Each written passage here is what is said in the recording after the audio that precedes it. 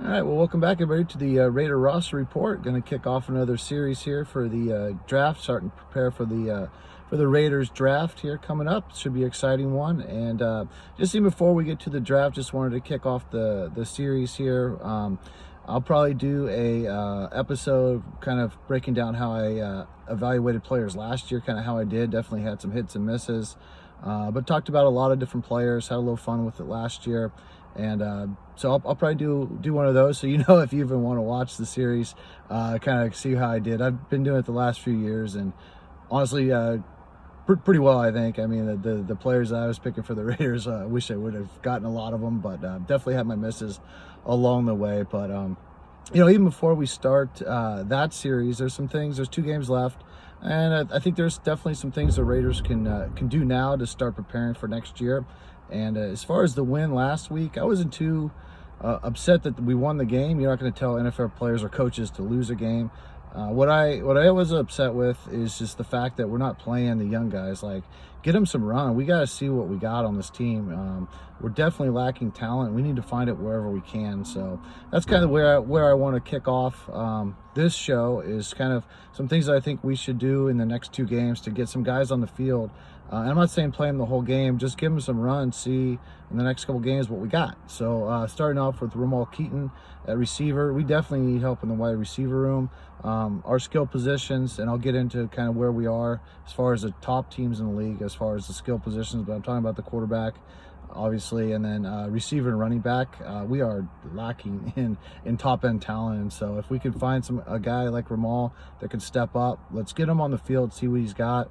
And then, our running backs, Dylan Lobby, I was really high on him. He's gotten 1 touch. He fumbled, unfortunately, but he's playing special teams, which is cool. We got to get him in the backfield. I mean, we know what Amir can do. We know what Madison can do. And that brings us to Chris Collier as well. We need to see him. I was high on him coming out of the draft. I was hoping we'd get him as a UDFA. We ended up signing him at a Lock Haven, but let's see what he's got too. Give him some touches. Both these guys are kind of, Collier's more running back than he is receiver. He does both. Lobby's more of that receiving type back, I think, is kind of how I pictured him, or a slot guy. But let's get them on the field, see what they can do. Look at our draft after the 3rd pick in Glaze. None of our draft picks have really done much. Even our UDFAs, our original UDFAs, haven't really played much. Amari Gaynor, the next guy, should get on the field more, but he's played some, but he needs to get out there. Trey Taylor obviously was injured. We got to see what he can do at safety. Who knows if Mooring's coming back? Hopefully he does, but we know what Palomo can do. But let's get Trey on the field and see what he's got. MJ Devonshire too, coming back from injury. Let's see what he can do for us. Jack Jones is not the answer, so we need to find cornerbacks. And so we got MJ sitting there. We drafted him. Give him some run. Let's see what he's got. And then Gottlieb Aziz, I liked him coming out of Maryland a lot. I really liked him at the Senior Bowl at left guard.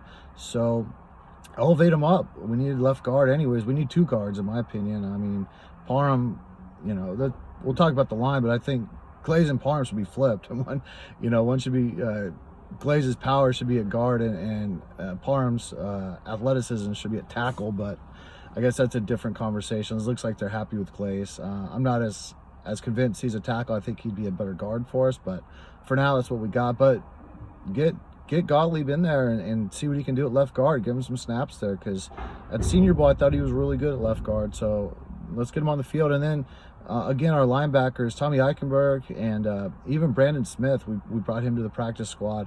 Let's see what those guys got in their game, because let's face it, Blaine and Diablo, both free agents as well. So we're going to need to find some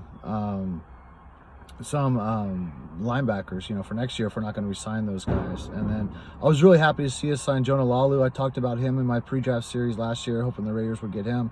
He went in the 7th round. I thought he'd go UDFA, but it's great to see we picked him up. He's getting some run, and he's playing really well, so that's good to see. And Thomas Harper as well. I had him as possibly a 7th rounder for us, and now we ended up getting him. So four guys we ended up picking up late in the season that I had put on my initial draft UDFA / 7th round picks for the Raiders. And it's kind of, maybe they do watch the show, I don't know, but good to see we picked up at least 4 of the guys that I wanted on the team, and 2 of them are getting some run, and Lalu's are actually really doing well. Then I like to see us raid some more practice squads. Why not? Craig Young, linebacker with Cincinnati out of Kansas. I'd like to give him a shot as well. He's real athletic. He hits good, and he can definitely cover the field. So it's a guy I'd like to see us give a shot to. Probably my biggest one is Donovan Jennings out of USF. He's with Green Bay right now. He's a guard/tackle. He's just kind of buried on the depth chart, but he's got the size, the power, the athleticism, I think, to come in here and compete for a spot as well. And the worst case is you get him on the roster now, you can give him the future contract and, have him for the off season. So those are a couple guys I would target. I would also look at the D tackle room as well. Butler is, up for contract, and so is Jenkins. And so if we can bring in a 3-tack and a nose tackle like Kyler Baugh, he's with Atlanta right now. I liked him coming out of Minnesota. I thought he played with a high energy, high motor. I'd like to see him come in and see what he's got at the defensive tackle spot. And then Jordan Miller out of SMU. He's a little bit undersized nose tackle, but he's with the Broncos right now. I'd like to see what he has to offer for us as well. So we can kind of go out and raid some practice squads. There's a bunch more guys, but kind of the talent we have right now, I'd like to see us play in some of those positions. Cornerback would be good if we found one, but kind of tough. I didn't see any out there that I would really wanted, but those are just some names that I'd like to see the Raiders go out and be active, aggressive with, and go out and get those guys. But let's talk about the draft. I mean, I think it's pretty clear we need a skill position player, whether it be quarterback, receiver, running back. We've got to draft those guys high in the draft. If you look at the top 7 teams in the league right now, Kansas City, first-round quarterback, 2 first-round receivers on the roster.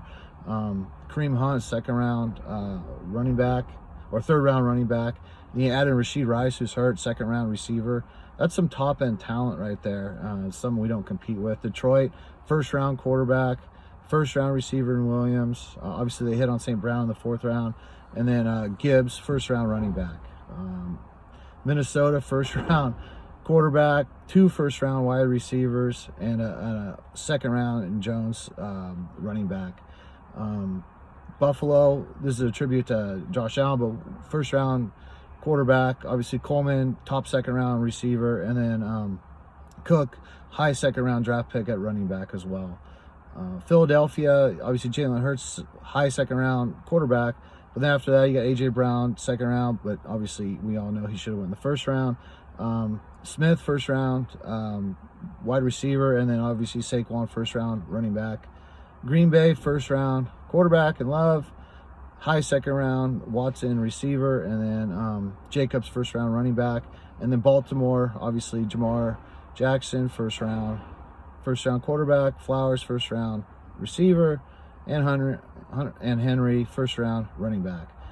Our guys, our quarterback's a 4th round quarterback.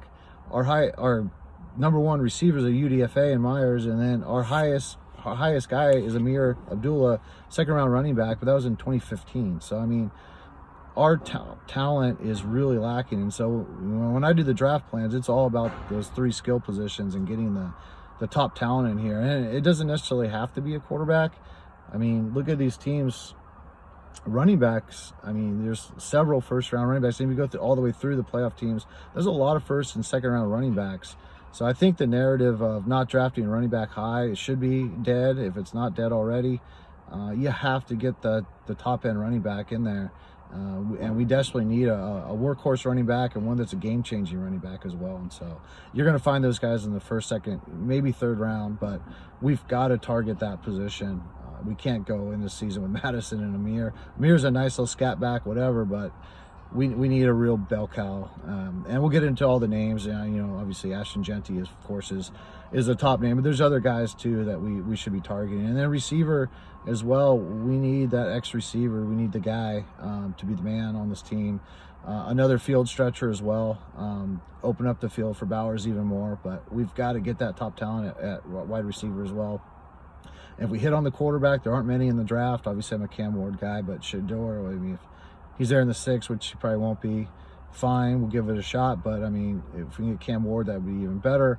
The J.J. McCarthy, I think, is real. As far as us trying to trade for him, I think that's a real possibility as well. Obviously, those rumors are going around, but bottom line is we need to get the top talent in those 3 positions. If not, we're not going to compete offensively.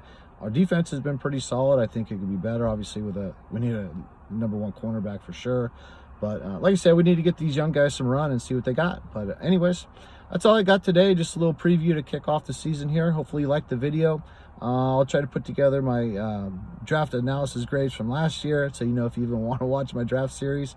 Hopefully you've been watching the past few years and like the names I've come up with and some of the content I've put together, and we'll hopefully get some more of it out there soon.